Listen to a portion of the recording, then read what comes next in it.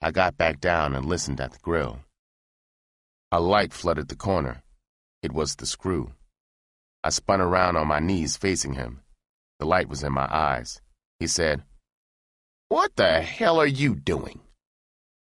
I said, "Officer, I heard a voice. I thought someone was working back there." He said, "Oh, you poor bastard. You won't pull this bit. You're going nuts, Slim. Now stop that nonsense and get in that cot and stay there." The cell house lights woke me up. My first thought was Leroy. I got up and sat on the cot. Then I thought about the voice. I wasn't sure now. Maybe it had been a dream.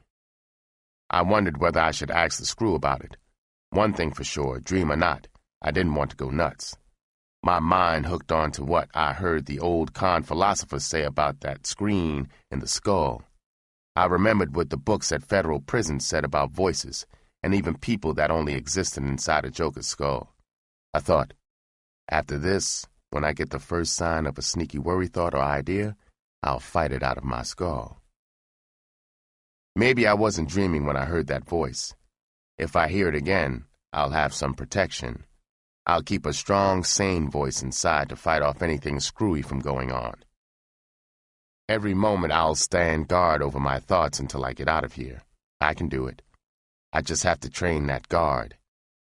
He's got to be slick enough not to let trouble by him. I'll make him shout down the phony voices.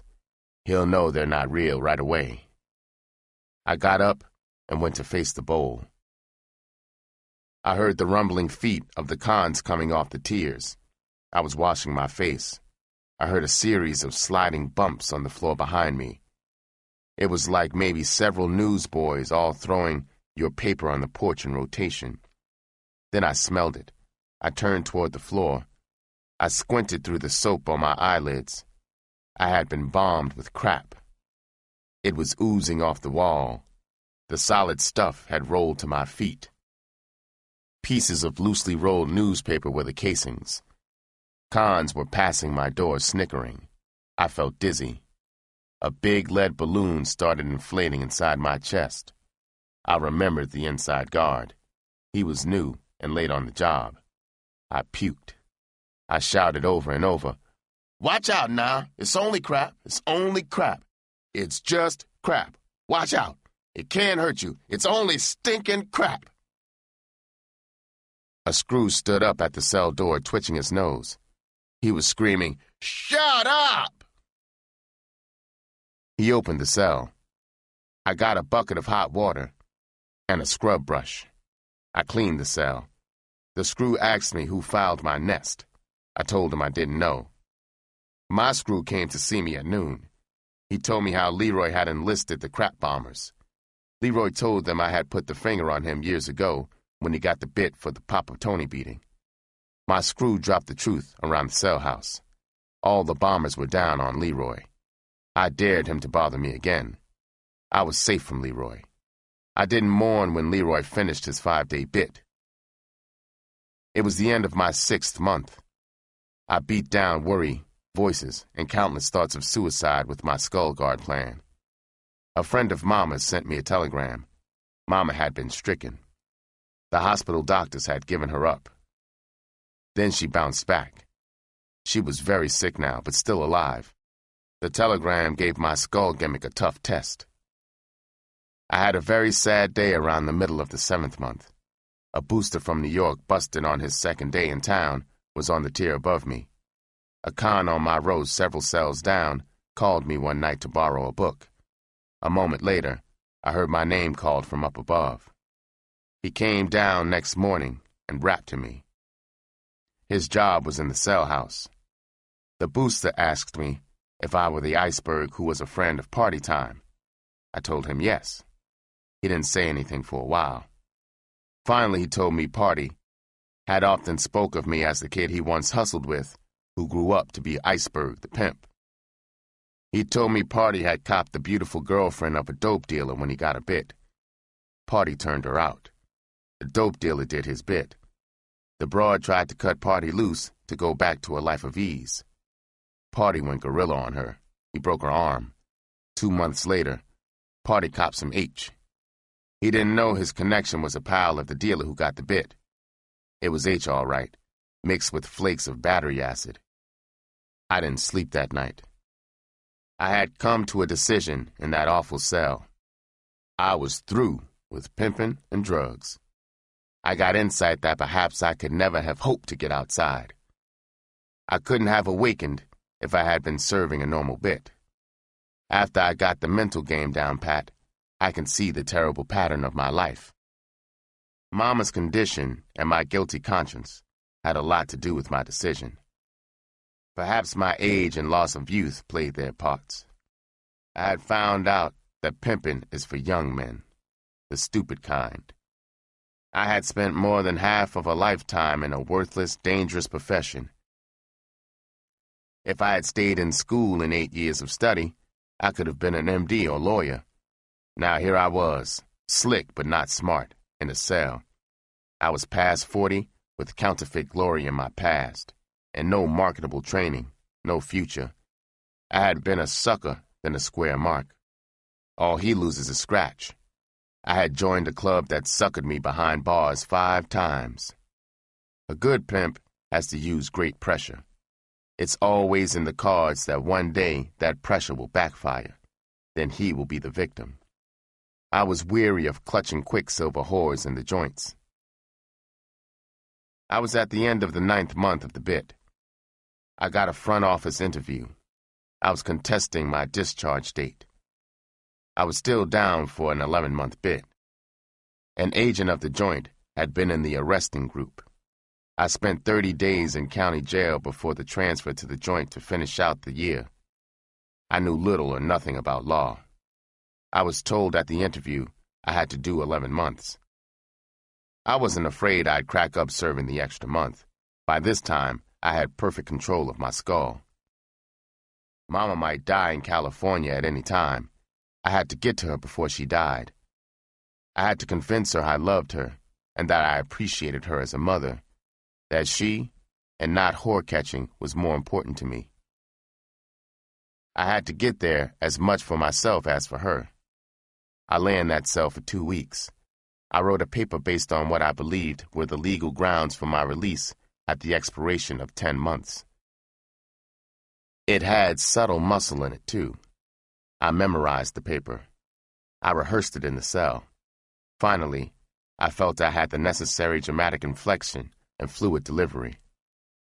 It was 2 days before the end of the 10th month. I was called in 2 weeks after I had requested the second interview.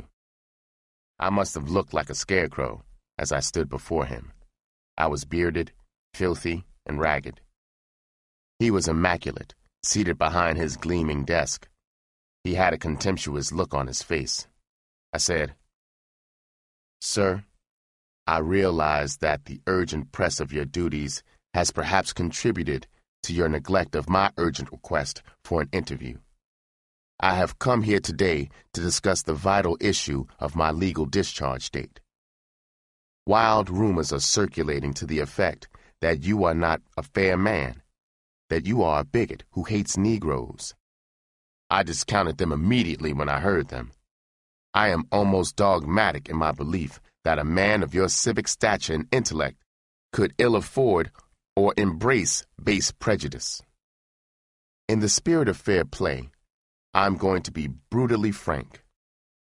If I am not released the day after tomorrow, a certain agent of mine here in the city is going to set in motion a process that will not only free me, but will possibly, in addition, throw a revealing spotlight on certain not too legal, not too pleasant activities carried on daily behind these walls.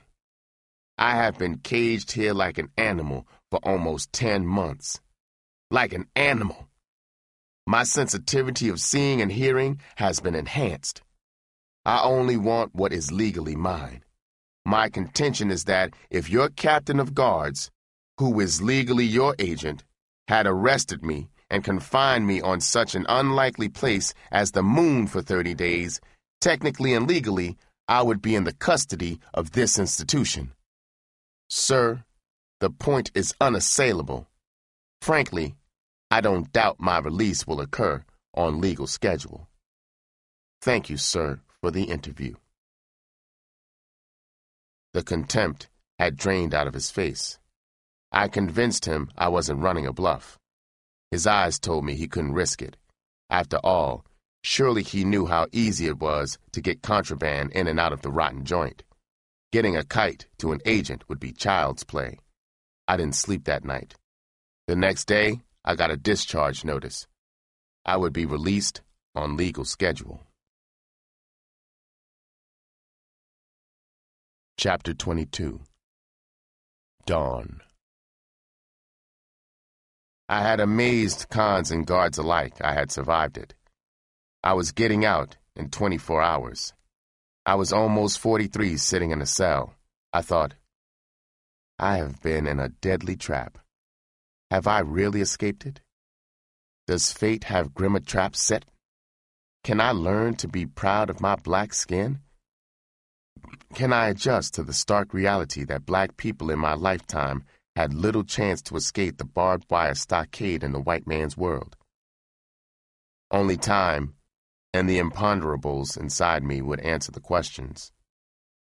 I had no one except Mama. They dressed me out. My clothes flopped around on my skeletal frame. I still hadn't told them how I had escaped. Cons cheered me as I shuffled toward freedom. They knew how I had suffered, and what the awful odds had been that I wouldn't have made it. A friend of Mama's had sent me my fare. As the plane flew over the sea of neon, I looked down at the city where I had come so many years ago in search of an empty, loathsome dream.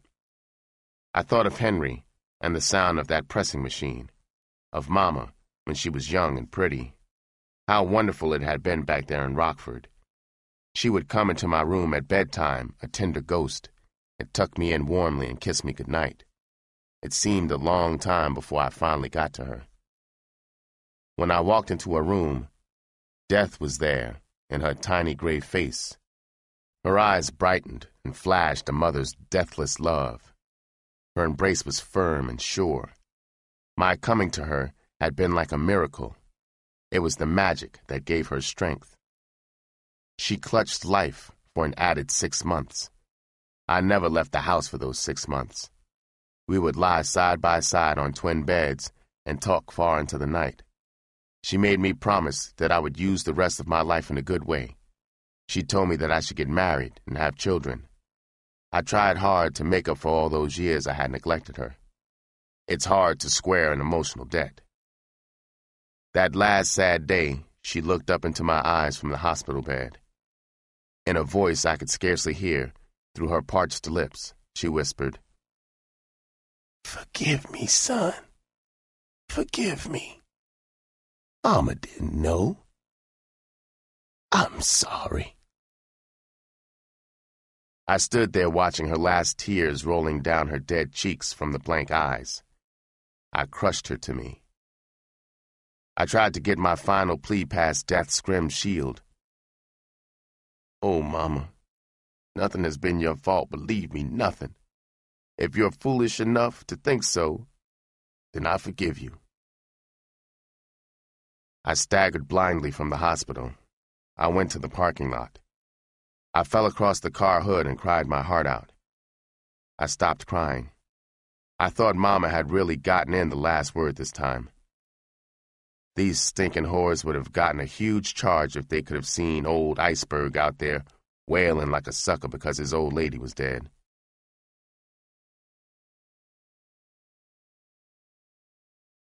Epilogue. I am lying down in the quiet dawn. I'm writing this last chapter for the publisher. I am thinking, how did a character like